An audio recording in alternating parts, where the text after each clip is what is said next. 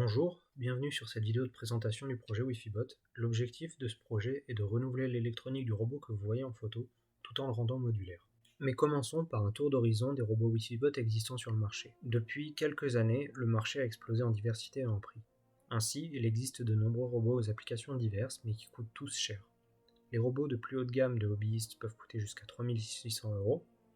Les robots dédiés à la recherche peuvent s'élever jusqu'à 7000 €, et les robots de catégorie industrielle sont loués pour 4300 à 6000 € par mois. Dans ce paysage de la robotique mobile très diverse, notre projet a pour but de renouveler l'électronique d'un robot à mi-chemin entre le robot de table de hobbyiste et un robot d'enseignement. Tout cela pour un prix compétitif de 200 €. Concernant l'objectif du client, tout d'abord, il souhaite que les pièces mécaniques de l'ancien robot soient récupérées.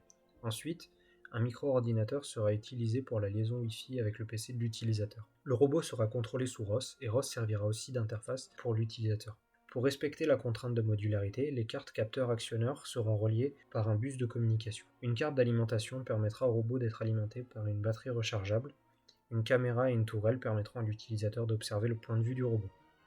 Pour la solution proposée, tout d'abord, on va retrouver un micro-ordinateur Raspberry Pi. Les modules sont des cartes Arduino et elles communiquent avec la carte Raspberry Pi grâce à un bus I2C. Concernant les éléments que nous arrivons à maîtriser avec ce système, on retrouve un servomoteur, un capteur de distance chat et les roues du robot. Vous l'aurez compris, il reste encore du chemin avant d'arriver à un robot finalisé.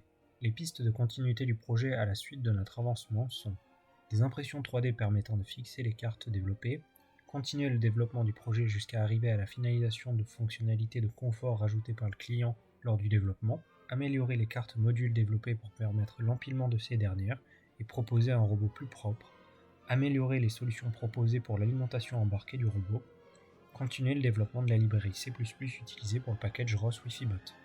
Finissons cette vidéo sur des démonstrations du robot.